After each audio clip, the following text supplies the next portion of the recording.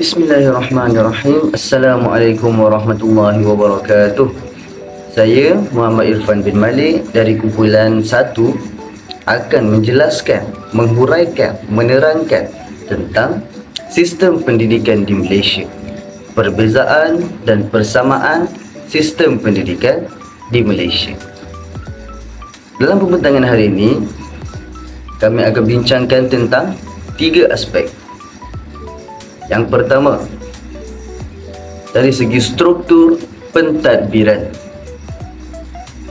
Di Malaysia, terdapat beberapa buah sekolah yang berbeza-beza, iaitu daripada awal, peringkat rendah, ada sekolah kebangsaan, kemudian ada sekolah agama, serap, dan contoh peringkat yang lebih tinggi, dah terdapat sekolah menengah kebangsaan, juga ada sekolah menengah agama, juga ada sekolah menengah kebangsaan agama.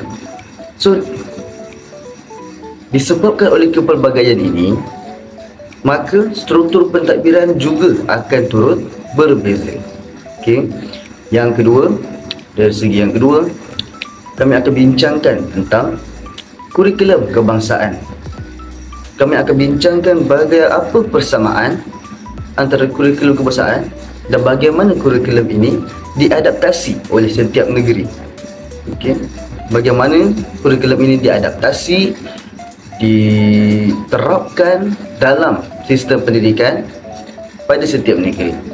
Terdapat persamaan dan juga perbezaan.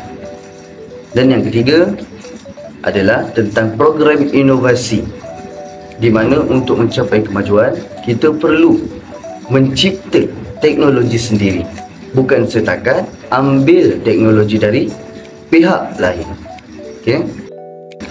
Oleh itu, saya serahkan kepada panel pertama kita untuk menjelaskan tentang persamaan dan perbezaan dari segi struktur pentadbiran. Silakan.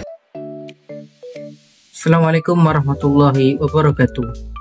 Untuk struktur pentadbiran pendidikan Malaysia, sistem pentadbiran pendidikan di Malaysia disusun secara hierarki untuk memastikan dasar-dasar dari peringkat kebangsaan dapat dilaksanakan dengan berkesan sehingga ke peringkat sekolah.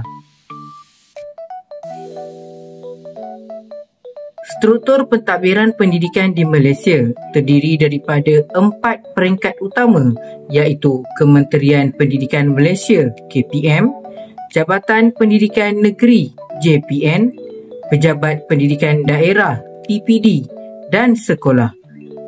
KPM berperanan untuk menetapkan dasar, manakala JPN mengurus pelaksanaan di peringkat negeri.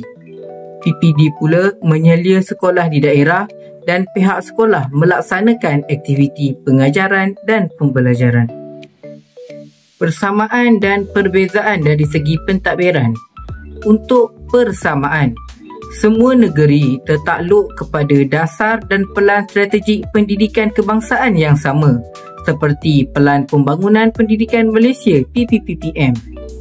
Ini memastikan wujudnya satu matlamat pendidikan yang seragam di seluruh negara.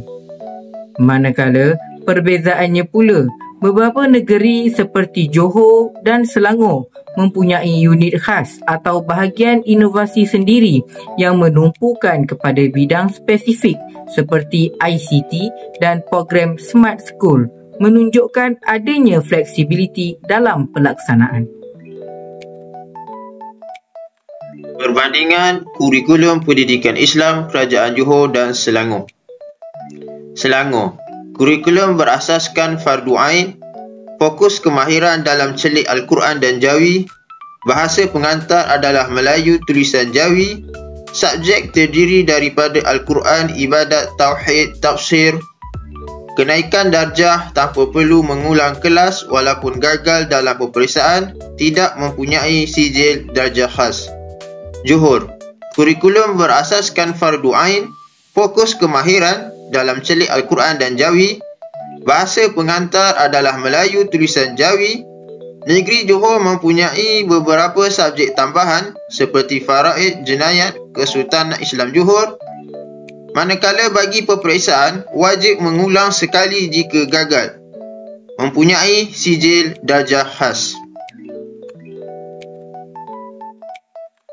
Program inovasi pendidikan merupakan satu langkah bagi meningkatkan kualiti pembelajaran melalui teknologi, pendekatan baharu dan kerjasama strategik. Beberapa program inovasi pendidikan yang ada di Malaysia antaranya ialah program sekolah amanah dan Frog Classroom ataupun lebih dikenali sebagai Frog VLE. Program sekolah amanah melibatkan kerjasama antara KPM dan Yayasan Amir yang memberikan lebih autonomi kepada sekolah untuk mengguna dan menginovasi kaedah pengajaran dan pembelajaran. Frog Classroom VLE pula ialah inisiatif yang menumpukan kepada pembangunan persekitaran pembelajaran maya iaitu VLE untuk menyokong dan mempelbagaikan aktiviti pembelajaran digital. Program inovasi pendidikan ini mempunyai banyak persamaan dan perbezaan dari semua sekolah. Antara persamaan yang ada ialah program ini mampu meningkatkan kecekapan pengajaran guru. Kedua, membina budaya sekolah yang positif. Ketiga, menggalakkan pelibatan komuniti dan ibu bapa. Dari segi perbezaan pula, setiap program mempunyai tumpuan dan kaedah pelaksanaan yang berbeza. Sekolah amanah menekankan autonomi pengurusan, manakala program lain pula mungkin lebih fokus kepada integrasi teknologi di bilik darjah. Oleh itu, sebagai kesimpulan, struktur pentadbiran yang kemas, kurikulum yang relevan dan juga program inovasi yang berterusan adalah tiga komponen yang saling melengkapi. Okay. Gabungan tiga elemen ini dapat menjadikan sistem pendidikan kita adalah sistem pendidikan yang holistik dan dapat menyediakan generasi muda sekarang untuk menghadapi cabaran abad 21. Sekian saja daripada kami. Assalamualaikum warahmatullahi wabarakatuh.